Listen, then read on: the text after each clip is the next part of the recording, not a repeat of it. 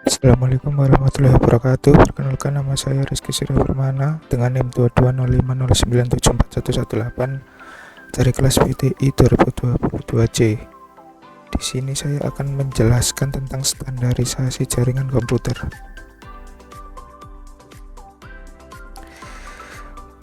Standarisasi jaringan merupakan protokol yang telah disepakati oleh industri jaringan dan disahkan oleh suatu organisasi standar terpercaya.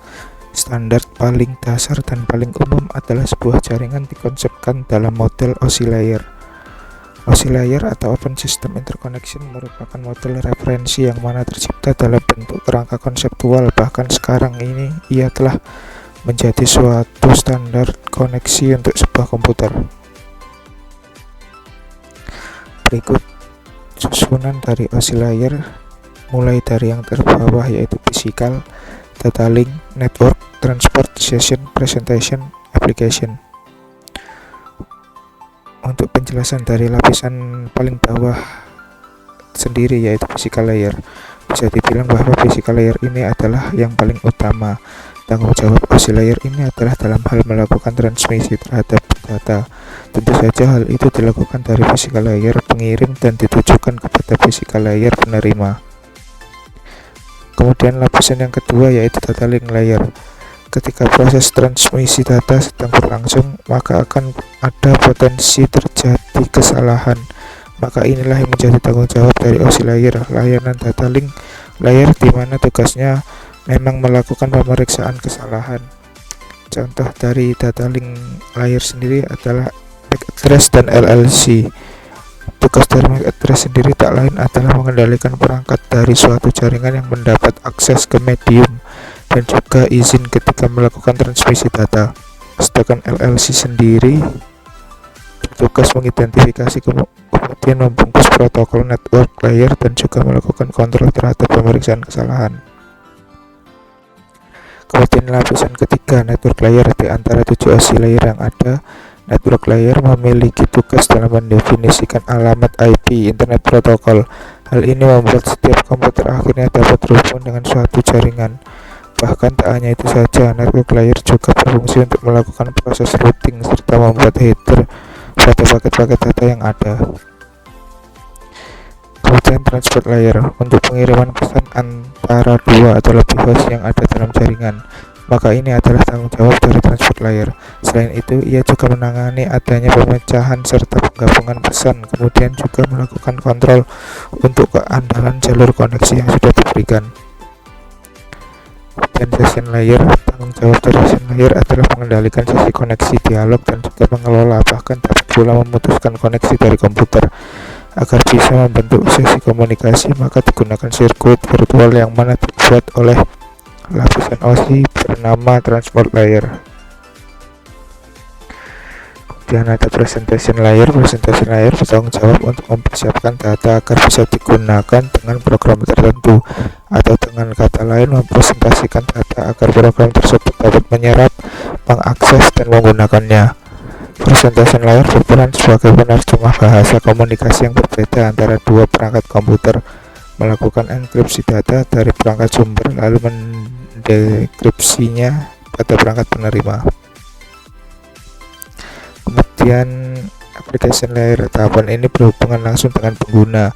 Application layer merupakan prosedur penyambungan komunikasi dari perangkat. Artinya, application layer adalah penghubung antara perangkat dan sistem komunikasi. Contohnya saat mengirim file, program email seperti Gmail akan memulai komunikasi dengan jaringan sebelum pesan bisa dikirim. Disinilah application layer langsung melibatkan protokol HTTP, SMTP, FTP, dan Telnet. Kemudian dalam standarisasi jaringan komputer terdapat TCP/IP atau Transmission Control Protocol, Internet Protocol. TCP/IP adalah standar komunikasi data yang digunakan oleh komunitas internet dalam proses tukar-menukar data dari suatu komputer ke komputer lain di dalam jaringan internet. Protokol ini tidaklah dapat berdiri sendiri karena memang protokol ini berupa kumpulan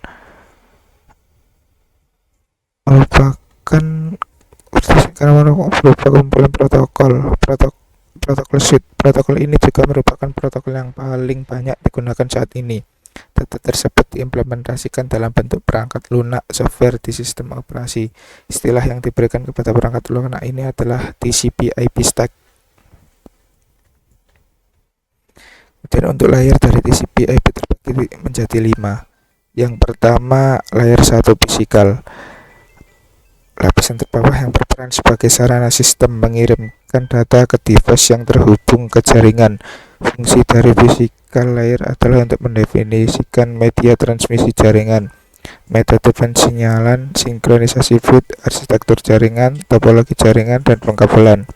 Physical layer mendefinisikan karakteristik yang dibutuhkan hardware untuk membawa sinyal data transmisi. Hal-hal seperti label tegangan, nomor, dan lokasi pin interface didefinisikan pada layer ini. Kemudian layer 2 network interface. Protokol pada layer ini menyediakan media bagi sistem untuk mengirimkan data ke device lain yang terhubung secara langsung.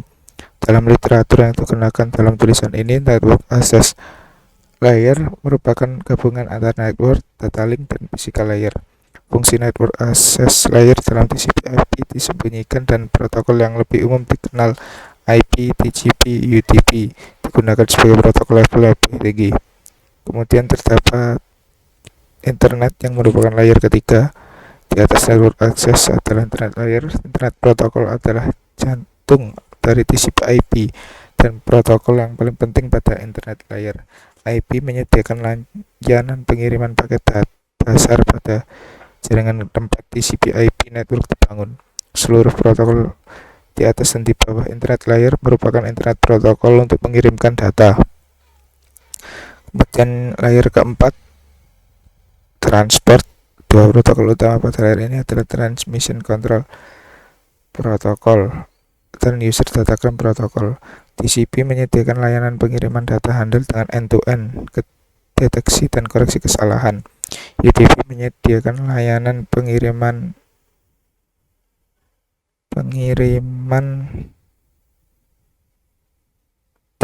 datagram tanpa koneksi dan low overhead.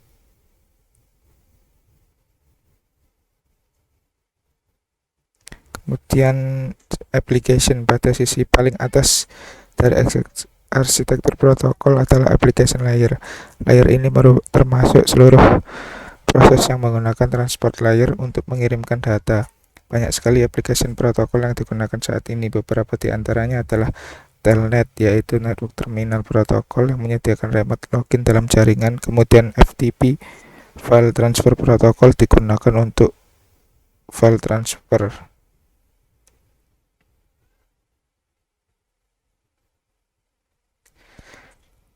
Kemudian protokol-protokol yang terdapat dalam OSI layer dan TCP/IP. Dalam OSI layer fisikal terdapat hardware yaitu fiber optic, copper twisted pair, dan wireless, dan sama juga dengan network access di bagian TCP/IP.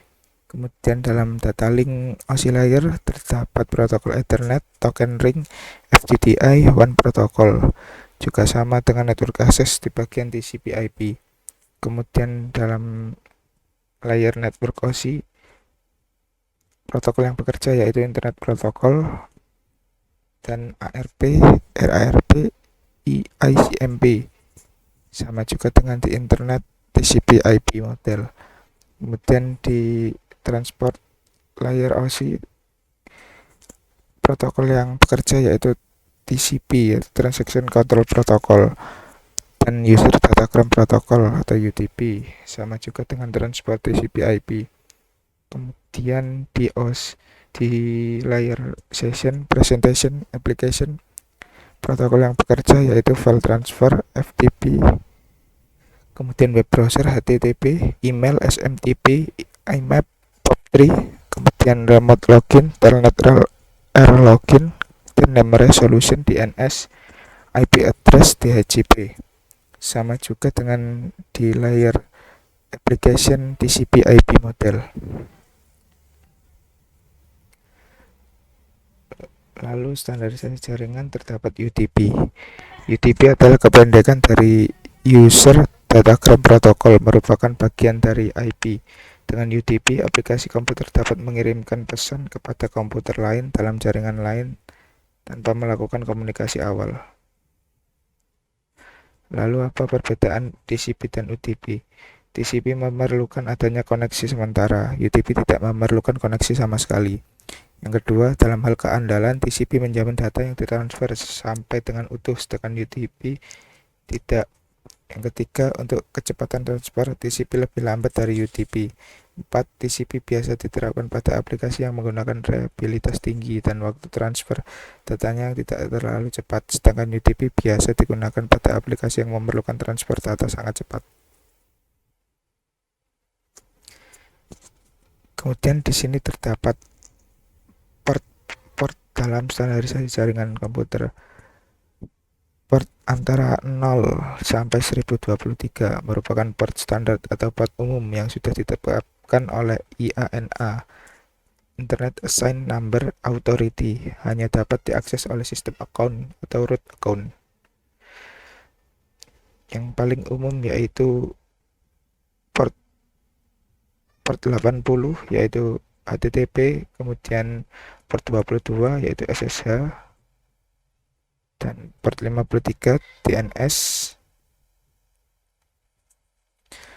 Kemudian ada register port yang digunakan oleh vendor-vendor komputer atau jaringan yang berbeda untuk mendukung aplikasi dan sistem operasi yang mereka buat, dan memiliki rentang port 1024 hingga 49151.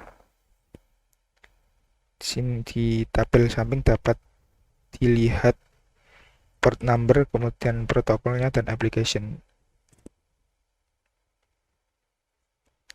Sekian presentasi dan penjelasan singkat dari saya. Apabila ada salah kurang mohon dimaafkan. Terima kasih. Wassalamualaikum warahmatullahi wabarakatuh.